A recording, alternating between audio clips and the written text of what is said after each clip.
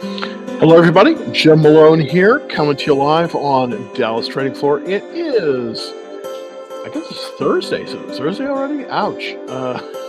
It seems like the week has gone pretty fast. Definitely strange day today. Of course, it was up, which is nice. That's always good to. That's always good. I closed some shorts. Didn't really open up anything else new. I do still have a short on Google. That one didn't trigger the stop loss. And if you're interested, I put out a little bit of a little video. If you look around on how to short stocks, how I short stocks on TD Ameritrade. So if you're interested in that, that's kind of a good thing. The Finally we had a turn. With This is the fifth day. There was we've been in a downtrend for basically 4 days. We did move up today, so that's looking pretty good. And the S&P gained about 0.8%, and the Nasdaq rose about 1.2, and the Dow went up as well. So that's kind of looking good. And so we definitely made a move to the upside. I did close my shorts. Of course, I had stop losses on them, and I didn't actually go in and close each one. I put stop losses in, and they moved nicely. And it worked, and so that's always good when it works. They definitely closed those shorts that I had on the stock. All right, so let's kind of get into it. Here's the stocks that I have long. Currently, I have BP long. That was up today, a grand total of 2 cents. So I'm not going to be buying a new car with that, that's for sure. But at least it was up on kind of weaker volume. So not necessarily a bad thing there on that. On my stocks, short, as you can see, I only have one right now, and that, of course, is Google. And Google was down about 1.3% today, with a little bit of weakness in volume. It looks like Google is making a move lower, so that's part of the reason I'm shorting it. I may be, depending on how it looks tonight. I'm going to take a look at it tonight. I may be actually adding to the short here. Not a huge short here. I've got about 55 shares short on Google. Everything else is in cash. I'm just kind of, waiting for direction. And that's kind of the thing. Here's the shorts that I did close today, that you might be interested in. I closed a short on Apple. I want to come back into this one. Um, didn't make a whole lot of money, but I did gain a little bit less than a percent. Unfortunately, I did have a fair amount shorted, so that did work out pretty well. Nvidia, this is the second short that I've made to it. Definitely did a little bit better there, 1.5%. Again, this is a hard penny market, tough to make a lot of gain on it. But on the Qs, we basically ended up closing basically right where we opened, so we made nothing on that one. And on Salesforce, we lost 2 cents, so not a lot, but trying to protect any gains that I have out there. Did make a little bit of money. But right now, not exactly sure where the market is going. Interesting stock today, stock of the day, and that, of course, is from TD. That is, of course, from Investors Business Daily. It is a insulin maker called Dexcom, and it's looking pretty good. I don't know if I want to go long on it, no, but it's definitely moved up. Basically, what happened today is that they got a stage trial from the FDA. They passed it, so it looks like it may go into production. So that's looking good for them. Dexcom symbol on that one is DXCM. If you're interested in it, it was up about $4 today, so pretty strong in terms of the movement up and the movement up. So basically, really, right now, I'm back to square one again. I closed most of my shorts except for the one on Google, and also my only long position right now is on BP. So really, not a very exciting, not a lot of exciting things to share with you today. Sometimes that's how it is. Sometimes the market just doesn't give you as many opportunities as you would like it to. Basically, Dexcom really stock of the day. That's kind of looking good. But other than that, I mean, it's really, really a kind of a kind of a market that is not. Hopefully we'll get some things to nibble on here. Right now, it's really not giving us a whole lot to work with right now. All right, thank you very much. Hello, Jim. Any thoughts about Celsius and PHE? Now, Celsius did make a huge move today in the market. So let's pull up the Celsius chart here. Yeah, and of course, this is an energy drink maker.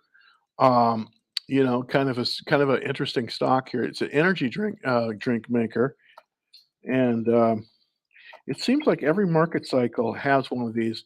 The last one, of course, I think was Monster Beverage. And that one was a monster in its time as well. So let's take a look at Celsius here. Let's pull it up.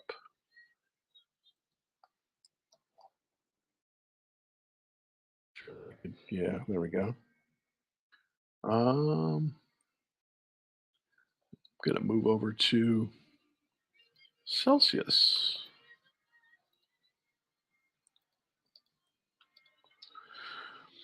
So here's the chart of Celsius. You can see we're on the daily chart here, and that's kind of what is what we're looking at here with the daily chart. So basically, what I have to show you here. Oops, no, wait, that's not the daily chart of Celsius. I got to put the right thing in there. CLH. That's the daily chart of Celsius. There we go. Celsius Holdings. Yeah. So this is the energy drink maker, of course. And we pulled down really violently yesterday. This is why the index lines are so important. We pulled down yesterday to the 10-day line, and then boom, we went right up into the buy point here. So this is a volatile stock. I mean, look at the amount of range that it moved, but it's in the buy zone, and it has been a top performer this year. The relative strength on this one, 99, so that's looking very, very good. By the way, I didn't check to see what the earnings were gonna be from Lululemon. They're reporting tonight. I just kinda wanna take a look at that at next to see. I'm not in Lulu, neither long or short, but I wanna see how it performed because that's kind of a interesting retail stock. This thing just absolutely, blew up today. I mean, it went up 24% more than normal volume on this one. It was up 6.17%, so to 118. It's pulled back a little bit after hours, not a lot, but a little bit after hours. Interesting stock. I don't, let's see if we could even buy it. I don't think we can. I think we're too far above that 21-day line. Yeah, we are. We're 12% above that 21-day line. So not, right now, even though it really looks good, I would be very careful with this one, Celsius CELH, because it's just not at a good place to buy it, even though it's in the buy zone. If that makes any sense, that probably doesn't make a lot of sense. But right now, I think you just got to kind of sit on your hands on this one. Just a little bit too volatile to go into it, but it's coming out of this cut base up to the pivot, so looking very good in that sense. But just a tough a tough row here. So I probably would not be a buyer of this one. Let's look at Lululemon. They reported today. I'm very interested in seeing what that reaction was, because it has been pulling up yeah, okay, well, it unbelievable. This is the stock that is bucking everything. Lululemon, it was up today. 87, boy, I tell you, and then and after hours, it looks like it's selling off a little bit. Yeah, it's down quite a bit after hours. It's down 6% after hours. So definitely, the street did not like the news. Everybody was selling prior to the earnings. By the way, I highly recommend you do this if you're coming into earnings and you don't have at least a 10% cushion on your stock. I think it's a really good idea to to sell and then find out what's going to happen, go through the earnings, see what the reaction is, and then either do nothing or buy it back. So their sales were up 29%. That's amazing considering this market and how expensive their products are. But the profits were up an unbelievable 33%. This is a good company. I mean, I just can't find a way to buy it. That's been my problem with it. Earnings were $10.05 a share. 48 price to earnings ratio, a little bit high there, but it is, return on equity is good, 38%. I probably would not be a buyer, but I wanted to see kind of, what was going on with Lululemon, because with Lulu, that seems to be the one of the luxury that seems to be one of the luxury leaders out there. So, kind of an interesting one to look at. Let's look at PAG again to see what's going on there. PAG, and take a look there, and there we go. Penske. Yeah, this is a good company, by the way.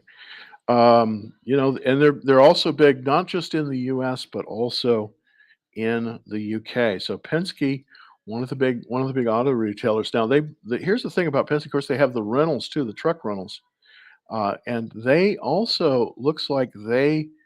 I think they reported today. Yeah, they reported. They're up after hours, so that's interesting. They were down prior. Well, not that much. 10 cents, not a whole lot. They looked like they were down right before they reported. 78 checklist, excellent. Let's look at the technicals. I kind of want to see what happened with with them on the technicals. These are the technicals down here, up 7%. So sales were up 7%. That's very very good. The sales the profits were basically flat. It's still really really good though. Look at this price to earnings ratio of a 7. Boy, compare that to Lululemon with which is a good company. I mean, that's pretty amazing.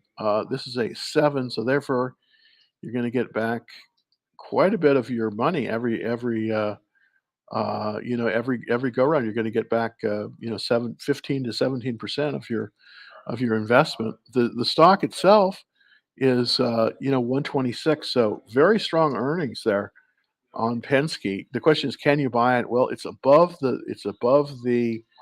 um, it is above the buy zone, so I probably would not be a buyer here. I'm very cautious in this market.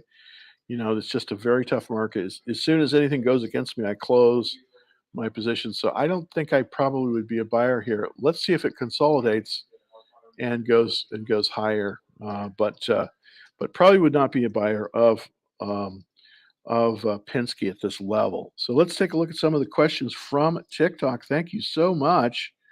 Let's see. Okay, you remind me of a Mormon.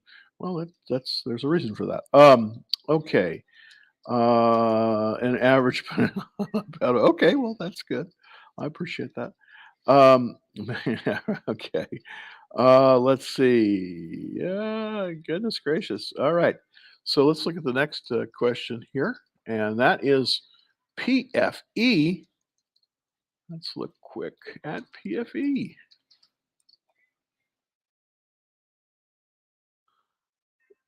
And that's Pfizer. Not necessarily my favorite company out there, but you know, they definitely were up today, just not a lot, 87 cents. Again, this market is just a strange market all the way around. Definitely, if you wanted to buy it on the reversal, that's the reversal line there. And it is moving up towards the top of that consolidation. The consolidation is right at, let's see, the top of the consolidation is at about 61, and we're at 51. So we've got about 10 to go on that consolidation. So if you did want to buy the drug stocks are seeming to be favored, with Dexcom. And earlier I talked a little bit about Dexcom and getting that stage 7 approval for their insulin device. That seems to be where the money is going in this market. They seem to be going into some of the big pharma stocks. Now, the big pharma is very, very dependent on government, obviously, and obviously the Pfizer benefited hugely from the COVID thing. As a matter of fact, they're they're actually advertising on baseball games. I mean, it's kind of criminal, but anyways. So would I buy this thing? Well, I'm probably not going to buy Pfizer just on ethical grounds. Uh, but it is moving up. I mean, it definitely is moving up here. 78 checklist. You could definitely buy it. It's moved through a reversal, so that indeed is looking pretty good for Pfizer. The question is, it's not in a buy zone, but it is an upward trend. In this market, yeah, for lack of better things to buy, this might be something you could do. So those are my thoughts, Matt, on Pfizer. Will Tesla ever go up again in the short term? 30, 60, 90 days. Well, here's the thing. Um, I've been trading a while. Back in the 1990s, I was trading Microsoft, and I basically sold out when it pulled back.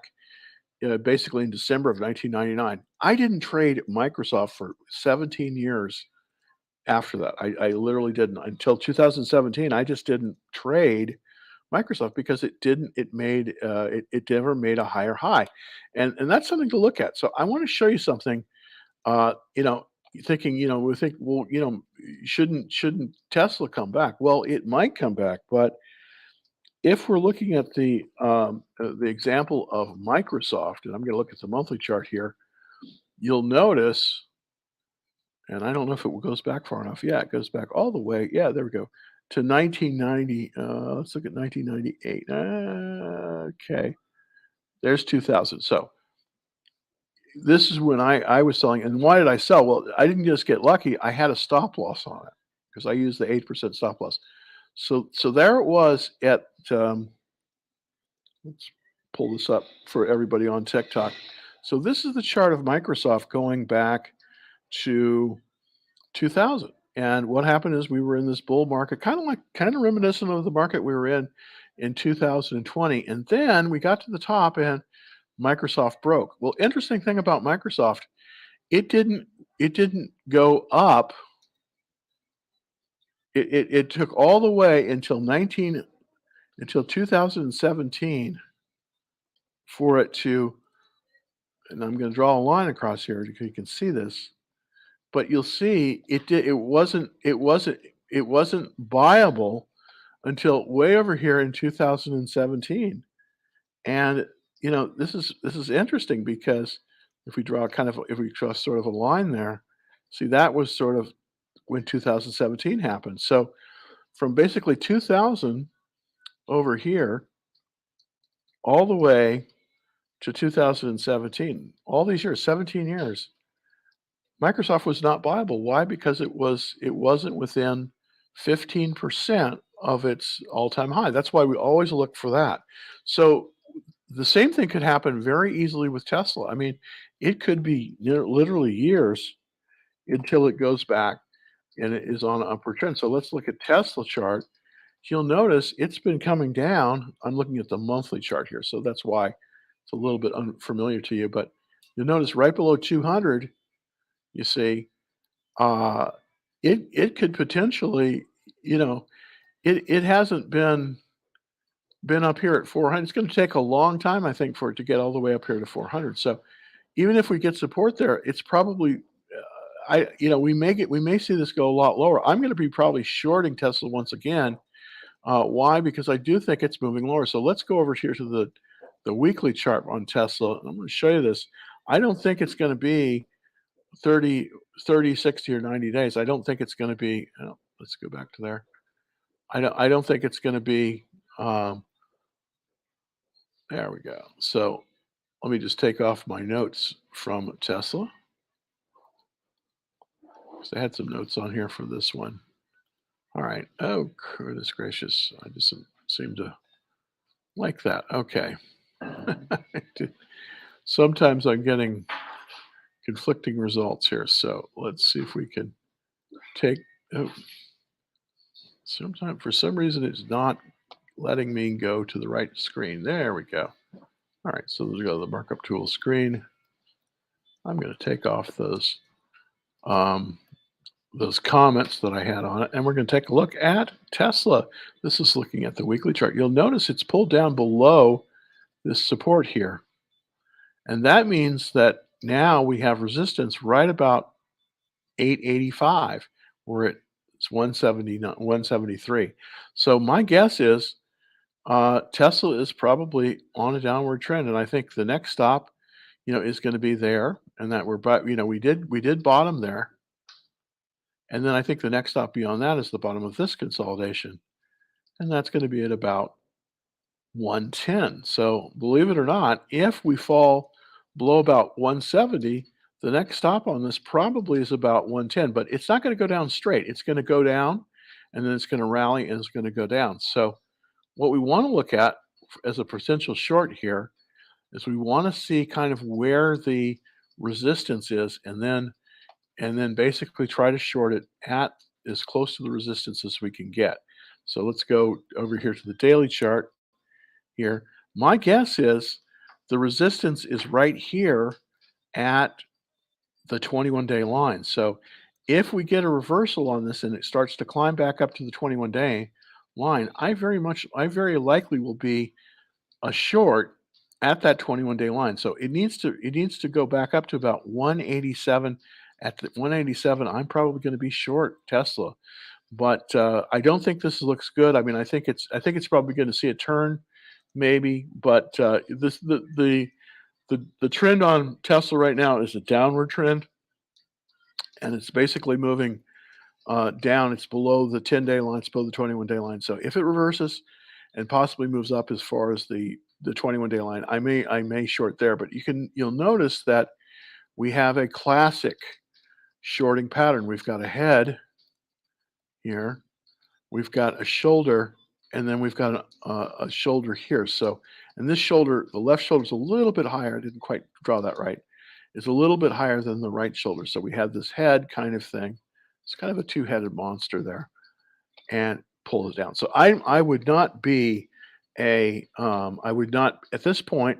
I just wouldn't be a buyer long of Tesla. It just doesn't look good to me on the chart. So that's kind of where I would sort of draw the line there. All right. Well, thank you for that. And so basically, yeah, I wouldn't be a buyer long.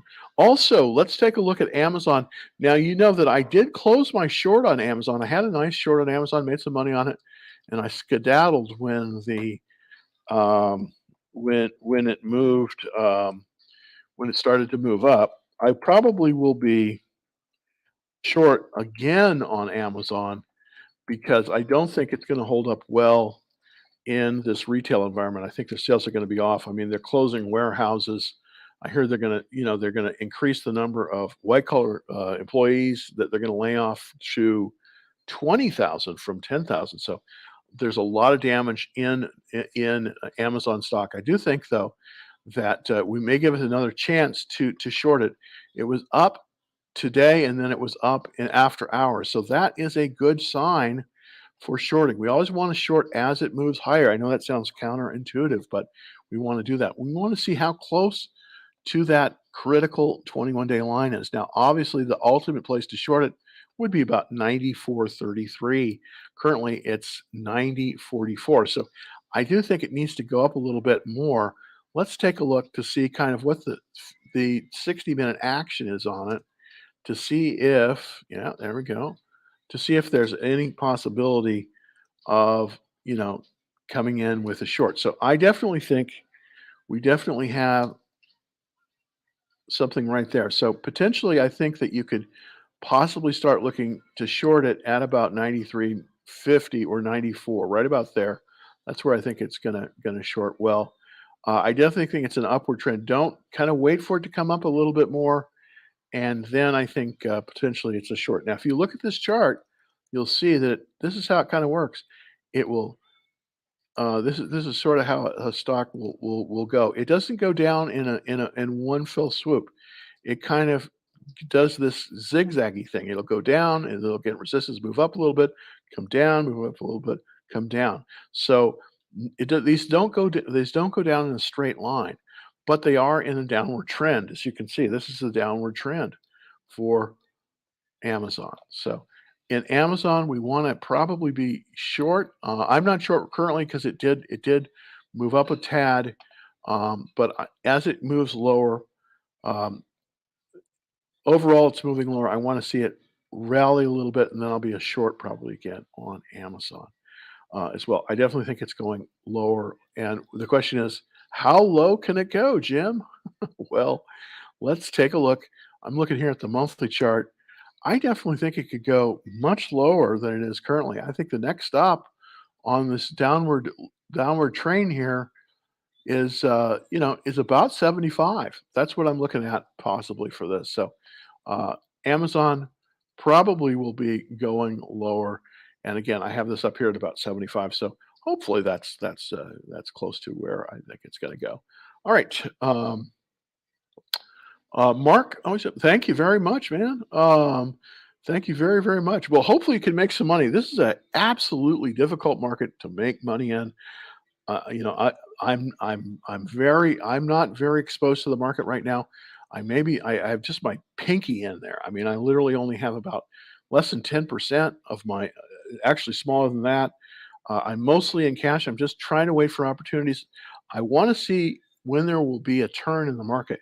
Currently, we're in currently we're in a upward, we're in this like kind of little upward trend, but overall we're not. So if we look at the if we look at if you look at the screen here, and what I do is I try to put little dots here. See, this is a green dot. That means we're in a confirmed uptrend. But overall, we're not. Overall, we're kind of in a downtrend. So let's look at the spider, just show you that. The spider, of course, is the ETF that covers the S&P 500, and that's the one you want to look at. Now, I'm going over here to the weekly view. You'll notice that the spider topped the spider top back here, basically in 2021, kind of in November, and then it sort of went down and then up and then down and then up and then down and up. But the overall trend was downwards. As you can see, the overall trend was downwards. Now it's been in this upward motion, but you'll notice there's a little red bar there. So my guess is it's going to hit some resistance. Let's go over the daily chart to see that. Uh, we're hitting some resistance. We came down.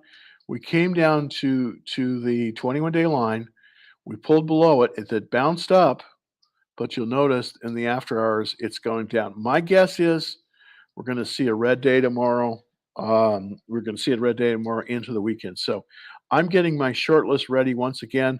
Probably going to be. I'm looking to short Amazon, basically because I do think that was good. I'm short Google as well. Where the much of the weakness in the market right now is in the big cat techs. The big winners of the last few years are now starting to readjust. So that's where you want to look for your shorts if you can find them. So, and I'll try to put it out as much as I can on what I'm shorting at that level too. GitLab, GTLB. Any thoughts on this one? Of course, this is a great idea. GitLab. Um, if the market were better for growth stocks, and what I mean by growth stocks are stocks that are more speculative, they don't necessarily have a profit, and they tend to be venture backed. Though that is essentially a growth stock. Those stocks are very vulnerable to higher interest rates. So with Powell at the Fed pushing up the interest rates, these stocks are likely to be under a lot of pressure. Now today, we had a tremendous. It was up. It was up. Now, after I said that, of course, I'm looking at it and on the daily chart, and it's looking very, very good. But the question is it real or is it Memorex? You probably don't remember that commercial, but um, we still are in a downward trend if we're looking at it. We did have this movement up here. Let's take a look. I guess this is a reaction to earnings. Let's take a look at the earnings on GitLab and see. Okay, well, they did, at least they do have earnings. Many of these stocks don't. The cash flow is negative, so they're still burning cash. Their sales were up. That's a good thing. I don't know. This looks like a short squeeze to me. Let's take a look at the short interest. Yeah, 5.2 days, up 9%. Yeah, the reason this went up today, I believe, and again, I'm just guessing, but my guess is that we had a short squeeze. Yeah, that's a short squeeze. If you'll notice, what happened is that there are a lot of people short. They got squeezed, and look at that red bar. So this is coming down lower, I'm afraid. this was a short squeeze. You'll notice classic short squeeze, by the way. You look at the volume spikes and you'll see that they're going in the upward direction while the stock is too. That's not normal buying. That is people covering their positions. So that's a short squeeze. I think it looks as if GitLab's going lower. That would be my guess. That would be my guess based on this chart. So who knows? I mean, but I think that you're likely to be in a situation where you want to be careful in this market because you could get into a situation where you wouldn't be able to. You would if you short this one. So you got to be careful shorting. You got to be careful shorting stock as well. These short squeezes that are just brutal. And but that's what I think is going to happen. I think you're going to continue its move down based on what I'm seeing. All right, we'll probably come into the last bit here. Brian, thank you very much. ASO is doing well. This is Academy Sports and Outdoors, of course. And this was a very good IPO. I can't quite figure out why they're doing so well. They're big here in Texas, that's for sure. Um, and we did have. It looks like they had good earnings. Yeah, there was heavy buying on earnings, and then a pullback. So they must have had some really good earnings. 97. Let's take a look to see if earnings were good. They probably exceeded expectations. It would be interesting if that were the case. Well, I don't know. The sales were down and the earnings were down, so that's interesting. The cash flow's pretty good. They've got well, I can see, yeah, they've got a good for retailer. This is excellent, an 8 PE ratio. So I don't know. This is very interesting. Let's see if I want to see what the short interest is on the short interest. Yeah, this is also part of a cover on the short squeeze, 8.6 days. That's a lot. So that's kind of why I do think that it is done so well. It's kind of bucking the trend. I don't necessarily think with those numbers that it's doing that well, but I think this was a short squeeze based on what I'm seeing out there. All right, let's see if we have anybody that wants to take that's following us on TikTok. Have you covered SPY? Actually, I didn't cover SPY, but I will also a nothing stock. Okay. I will let's take a look at the spider and then that'll probably be it for today. So let's go to the spider SPY. And of course, this is the ETF that covers the S&P 500. It's the original. It's sort of the original ETF. It really kind of created the index fund market. So it's really I use it as a proxy for the market. I think it's a really good proxy. By the way, if you are um, if you are if you're looking for an easy way to where you don't have to pick stocks, if you buy an index like this on the first day of a change in the general market direction, like for instance from a marketing correction to a confirmed uptrend, and then sell it when it moves to market under pressure or sell off, then you can produce a very. I'm going to go into the ETF strategy, but this is one of the ones I like to use for the ETF strategy to basically manage your funds without having to pick stocks. Okay, so we definitely pulled back to. It looks like we pulled back. Yeah. Okay. So we pulled back to the line. We're in a double bottom pattern. I don't. I think this went up a little bit today, but it's down after hours. I think we're going lower. That's my guess. I think that what happened is it came right up to the 200-day moving average, and then boom, it got resistance, and then now it's falling. So this kind of it confirms what I think is going to happen tomorrow. And that I think we're going to get a down day tomorrow, and I think we're going to be down in the beginning of the week next week. So that's my guess. The spider's going. I think it looks like it's going lower, and it looks like it's getting resistance at the 200-day moving average. All right. Well, thank you, everybody. Thanks so much for watching. So appreciate it. If you could, um, if you could, it would really help me out. If you could tell your friend, if you could like the first, if you could like the show. I know that sounds so, pedestrian, but hit that like button. It really helps us get out there to an awful lot to an awful lot of people. So smash the like button, and also, please also subscribe to the channel. That would help a lot too because that gives us some more visibility. We're trying to get more. I know that a lot of people view us on YouTube that are not subscribers. Would really appreciate, of course, if you did. It really helps me out here. So until tomorrow, I will be back tomorrow at 5 or thereabouts. Hopefully, if I get everything working. And till then, happy trading.